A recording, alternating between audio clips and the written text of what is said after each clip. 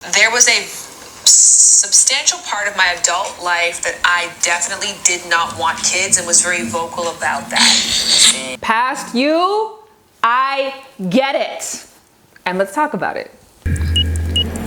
Please don't color on the lens. Hey, why is that? Please. You can color on other things. Come here. You can color on this. What's going on, lovers and friends? So in today's video, I want to respond to a video that I made about 2 years ago called Why I Didn't Want Kids. Now, when I first made this video, I was pregnant. Now I have a 14-month-old. You just pop up on command. And I want to reflect on my expectation of motherhood versus the reality, and also speaking to the version of myself who, hey, why is that even fun? So I'm going to explore my 3 big reasons for not wanting kids. And reason number uno, I didn't want to have kids because I didn't think I needed kids. Reason number 2, I didn't want to have kids because I did not want to be bonded forever to the wrong romantic partner.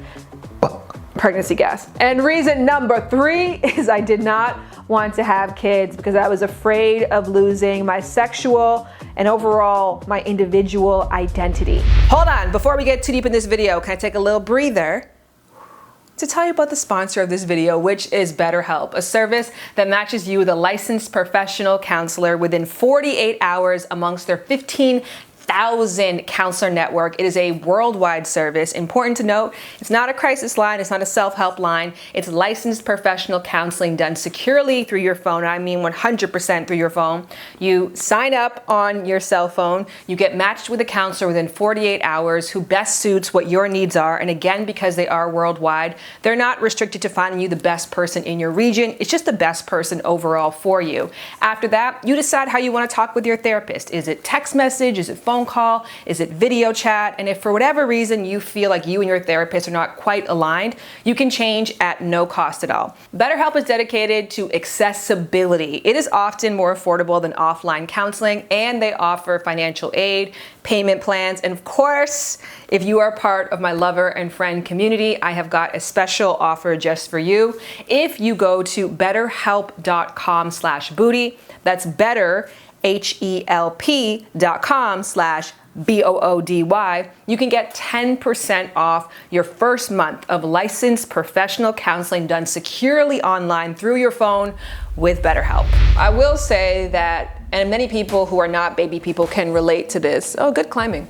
I was never a baby person. I never really felt that ovaries tingling sensation whenever I was around babies. If anything, I felt it for adults. Like if I saw Will Smith or Barack Obama like doing something really cool, I'd be like, oh, I wish that those were my children. So it was never having a baby or having a kid that really drew me to this sacrificial journey, to this role. So the tricky thing with that is that I do find that I probably enjoyed the baby phase a lot less than other people would have. I think because I was honest about that with myself and I knew that I felt that way, it never made me feel, you wanna come down? Here. It never really, good job. It never really made me feel guilty about my lack of enthusiasm, especially for the baby phase. I'm not to say that I hated it, but I will be honest and say that as she's gotten older, every phase has been my preferred phase.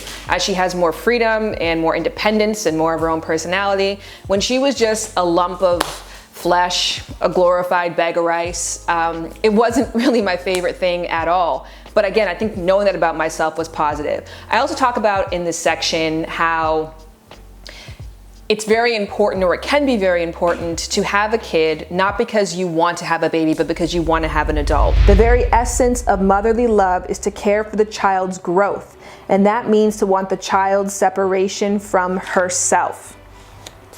The real achievement of motherly love lies not in the mother's love for the small child, but in her love for the growing adult. Now that I actually have a baby, I can see both sides of it, because I'm definitely around other parents who wanted babies and who are baby fanatics. And there's something really beautiful about that. A friend of mine was talking to me about all the programs she's done, all the books she's read, and you know, just the various things she does with her baby. And I can see how down the line developmentally that enthusiasm for such a small person could be beneficial. Whereas for me, I'm kind of in this, let's just get through this phase.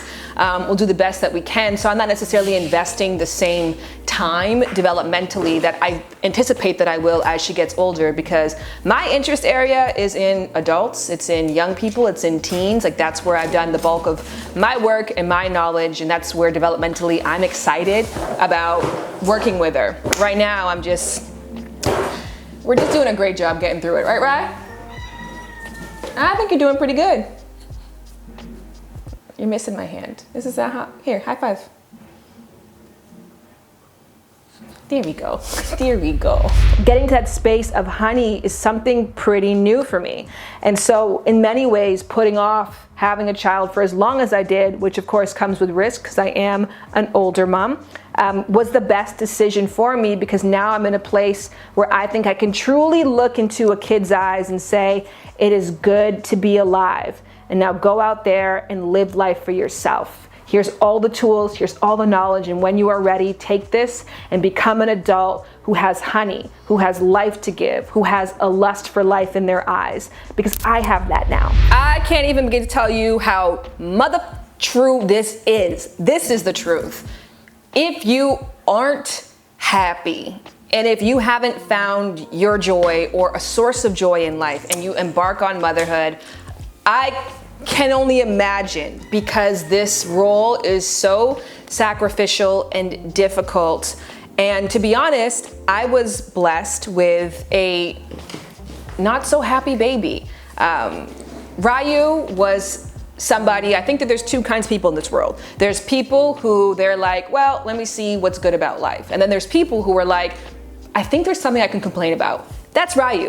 She had a natural complainy disposition. She was not a colicky baby, but definitely a very fussy baby. And even as she's gotten older, continues to be somebody who gets frustrated very easily. My baby cries a lot. People, let me tell you about my best friend. He's a warm-hearted person who loved me till the end. So I feel like if I wasn't able to counteract that with tons of joy, and I wasn't able to show her that life can be fun, I see a change in her disposition. Not to say that I give myself credit for that, because as she's gotten older and more freedom, she has gotten less frustrated because now she has more control over her body. So a lot of her frustration in the beginning, I think, was just feeling like I want things, I need things should be different, but I have no control over my circumstances. But I do notice a shift in her, and I do know that I had to really double down a lot and remind myself why life is good, why I chose to have a baby, why all of this is gonna be okay, and keep a smile on my face throughout it. And I just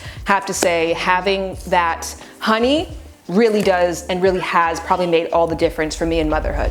That fear of being bonded to the wrong person doesn't really exist. And I don't have to feel like we have to be together the way that we are right now in order for me to firmly still stand on that decision and still feel good about the choice to create a life with this person. And I don't think I really ever experienced that before. I've definitely been in love before. I've definitely liked people before, but to be in a space where I have enjoyed and benefited from every stage of the relationship and liked and loved someone so thoroughly just gives me a confidence that no matter what, I'm going to be happy and look back on this video and say, you were 6 months pregnant with an incredible person's kid, and together you will hopefully make an incredible human being. This piece right here. Ryu, the passion is flowing through mama. Thank you. Anybody who's watching this video who is a single parent, kudos to you. Literally, you are Superman to me. You are Spider-Man. I have no idea how you did it. It is so much work.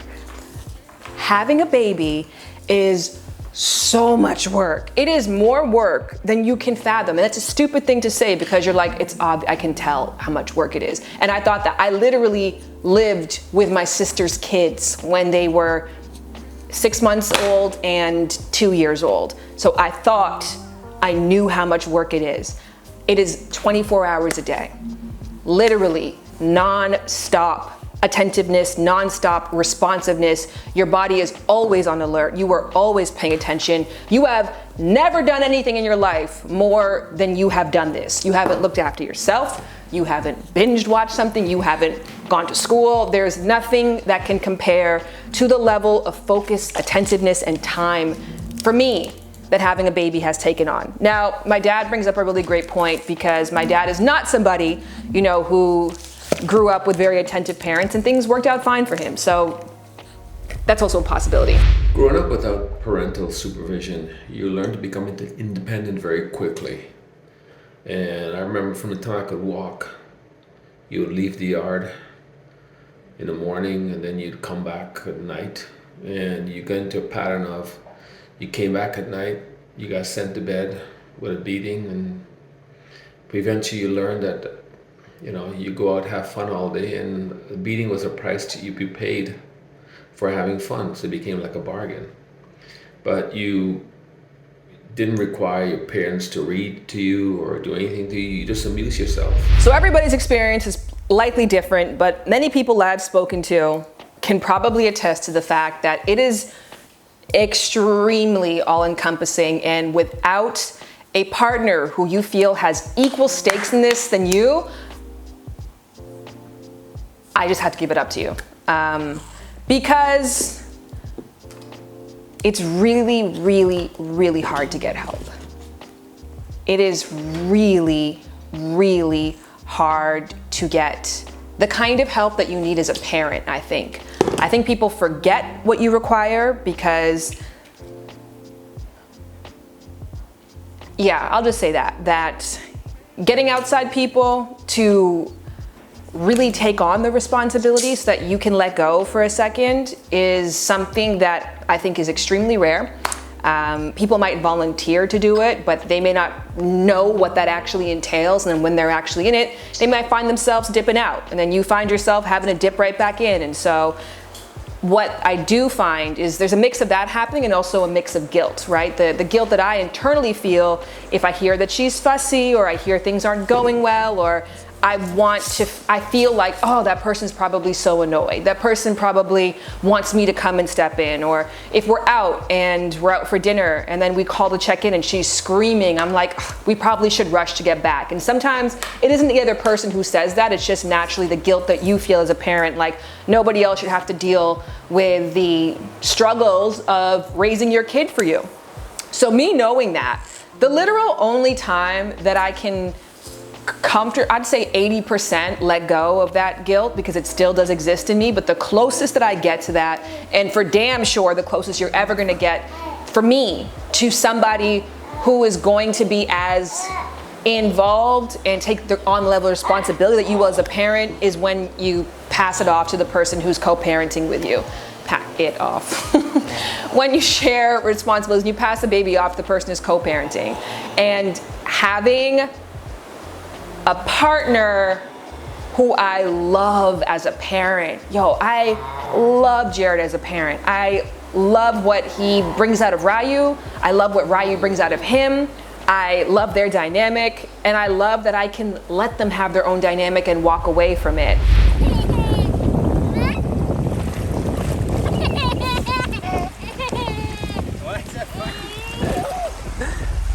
Completely possible to find somebody who is not in a parenting role, but who assumes that responsibility and understands what that really looks like and what that really entails, and is willing to invest in themselves in that way.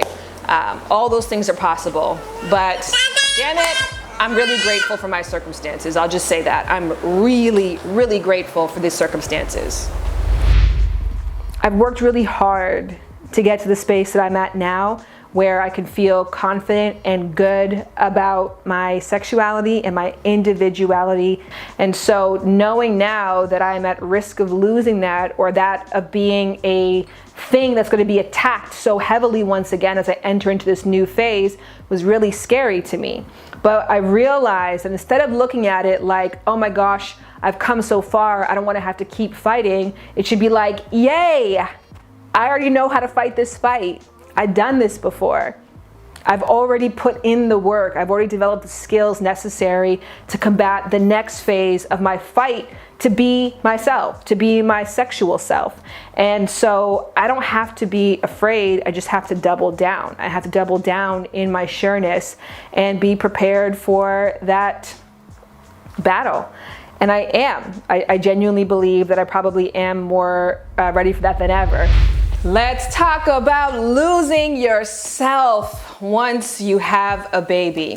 So those of you who have been following for a long time know that I set a really specific, strong intention to not lose myself, my sensuality, my sexuality, my sexy, and I was very aggressive about that. Not just when I had the baby, but before that as well. Like even my maternity shoot, like that was really the theme of it. Like I don't want to lose the best parts of myself or let go of the things that I love because I'm now adding another love into my life. And my mom has this quote, which is, you shoot for the moon and you land on the treetops. But if you shoot to the treetops, you might land on the ground. So set your sights higher than reasonable to hope that you meet somewhere in the middle. And that's how I'll describe my relationship with this particular area. Can I sit here and tell you that my sex life, my self-care time, my sensual time hasn't been impacted? Never in a million years. I could never tell you that. I am a completely,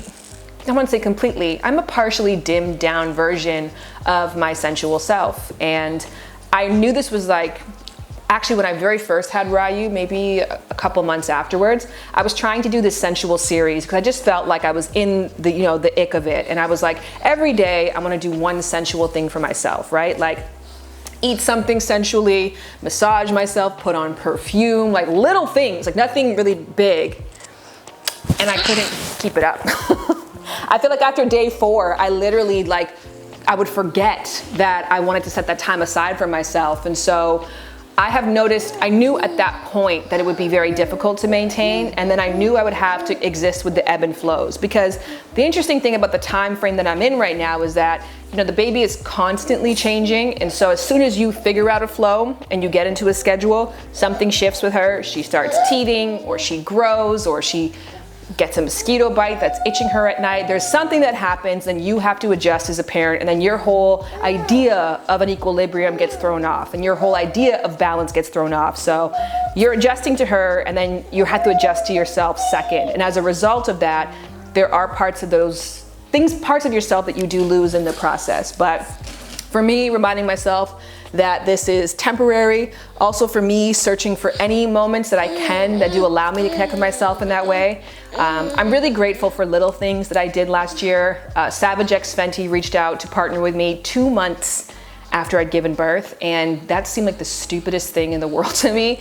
But I was like, you know what? I'm gonna do it. It's a 6-month contract. I'm really, obviously, as many of us are, a big fan of Rihanna's, and I was like, I wanna try this. And I'm glad I did that because it purposefully gave me at least once a month, I got all this lingerie, and then once a month I tried it on for my husband and we made content together around it. And like little stuff like that made a difference, and it helped me to see myself in the way that I'm used to seeing myself.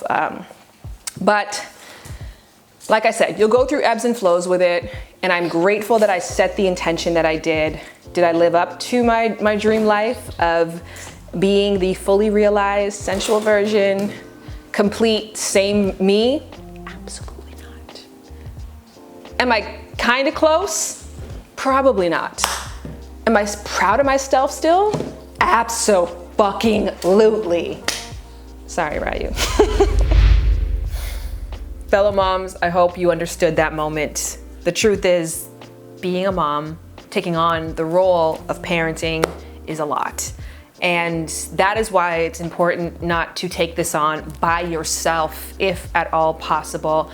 And it is even more advantageous if you have the ability to share what you're going through with somebody who can give you advanced insight, like a licensed professional counselor. And that is why for videos like these, I love partnering with BetterHelp. And once again, like I said at the top of the video, this is a service that you can utilize securely through your phone, and within 48 hours, you get matched with a therapist who best suits your needs. It's a worldwide service.